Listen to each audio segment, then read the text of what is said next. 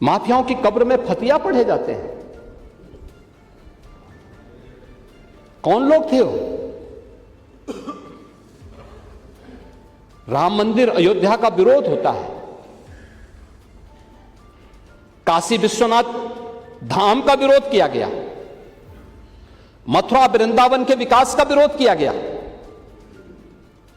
तुष्टीकरण की पराकाष्ठा किस हद तक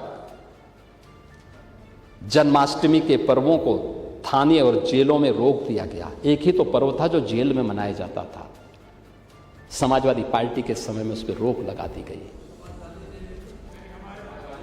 कावड़ यात्रा को रोकी जाती है। कावड़ यात्रा में समाज का अंतिम पायदान पर बैठा हुआ व्यक्ति जाता है। शिव की बारात बोली जाती है। शिव की बारात का मतलब बिना भेदभाव के हर समाज का व्यक्ति जाएगा।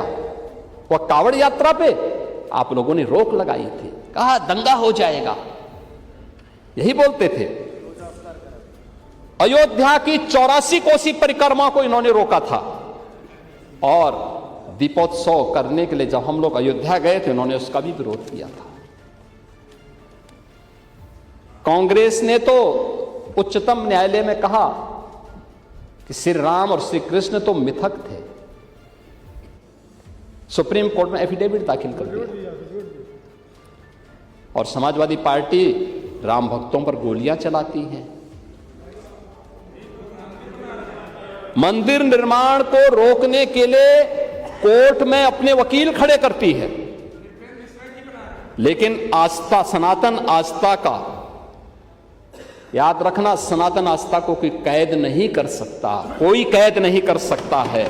और आज अयोध्या में भगवान श्री राम का भव्य मंदिर बन करके खड़ा हो गया है। आज तो भगवान राम भव्य मंदिर। ये पुनर्जागरण का मॉडल यही है। इसमें विरासत भी है, विकास भी है, दोनों एक साथ चल रहा है।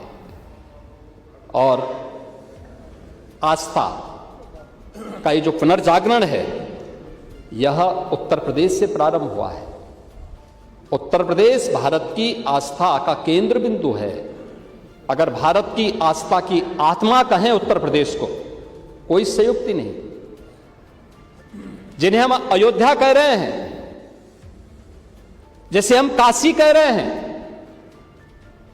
जैसे हम मथुरा वृंदावन कह रहे हैं, जैसे हम प्रयागराज कह रहे हैं, ये केवल आस्था के केंद्र नहीं है। चित्रकूट, नैमिषारण्य, सुखतीर्थ,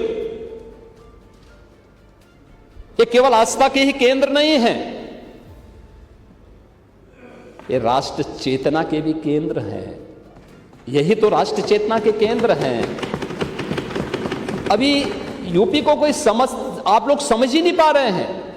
अयोध्या की मर्यादा, जब भी दुनिया के अंदर मर्यादा की चर्चा होगी, अयोध्या की चर्चा होगी। जब भी दुनिया के अंदर शाश्वत चेतना की चर्चा होगी, तो काशी की चर्चा होगी। जब भी दुनिया में भक्ति की चर्चा होगी, तो मथुरा वृंदावन की चर्चा होगी। और जब भी समरसता की चर्चा होगी, तो प्रयागराज की चर्चा होगी। और ये चारों उत्तर प्रदेश में, हर उत्तर प्रदेश वासियों को इसमें गौरव की अनुभूति करनी चाहिए। ये चारों बातें उत्तर प्रदेश में हैं और इसलिए इस पुनर्जागरण का केंद्र बिंदु उत्तर प्रदेश फिर से बन गया है।